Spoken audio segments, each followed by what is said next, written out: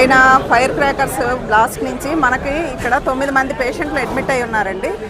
దానిలో 2 ఆడవారు, తర్వాత 7 మగ పేషెంట్లు. తర్వాత దానిలో ఒకరి పరిస్థితి మాత్రం 75% బర్న్స్తో జాయిన్ అయి ఉన్నారు. తక్కిన వాళ్ళందరూ కూడా 90% to 100% బర్న్స్లో ఉన్నారు. అందరినీ కూడా మేము ప్రాథమిక చికిత్స అందించి మొత్తం ప్లాస్టిక్ సర్జన్స్, మెడిసిన్ మొత్తం అన్ని బ్రాంచెస్ ఫ్యాకల్టీలు కూడా మొత్తం ఇక్కడే ఉన్నారు. అందరి పర్యవేక్షణలో కూడా వాళ్ళకి ట్రీట్మెంట్ అందడం జరుగుతుంది. ప్రస్తుతానికి మొత్తం అంతా కూడా MLC వార్డు అంతా కూడా మేము బర్న్స్ వార్డే చేసేస్తున్నాము. సో ప్రస్తుతం అందరు పేషెంట్లు కూడా ఆ వార్డులోనే ఉన్నారు. సో అందరు స్పెషలిస్టులు కూడా ఒక దగ్గరే ఉండి ఆ వార్డులోనే అందరికీ ట్రీట్మెంట్ అందిస్తున్నారు. ఆక్సిజన్ కానీ మొత్తం అన్నీ కూడా వెంటిలేటర్లు కానీ అన్నీ రెడీ పెట్టుకున్నాము. In case of emergency private hospitals తరలించడానికి కూడా మేము రెడీగా ఉన్నాము. ఏమైనా కావాలి మహిళలు 2 సదుపాయాలు ఏర్పాటు చేస్తున్నాం.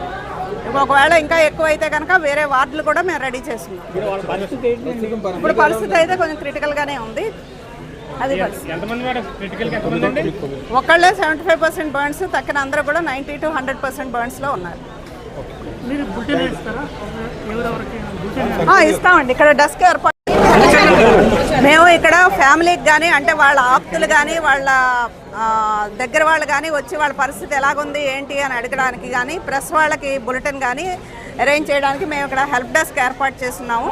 అక్కడ లైజన్ పర్సన్ ఒకళ్ళ అసిస్టెంట్ ప్రొఫెసర్ని పెట్టున్నాము.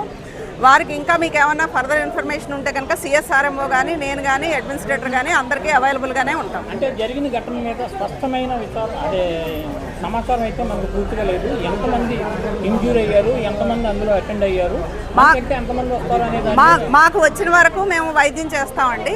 అది ఏంటి అన్నది ఇంకా అక్కడి నుంచి వచ్చేవారు ఎంతమంది ఉన్నారు అన్నది ఇంకా ప్రస్తుతం అయితే ఎవరు లేరు. మాకు తెలిసినంత సమాచారం ప్రకారం ఇప్పటి వరకు వచ్చినా కూడా మేము అన్ని ఏర్పాట్లు రెడీగానే ఉన్నాం.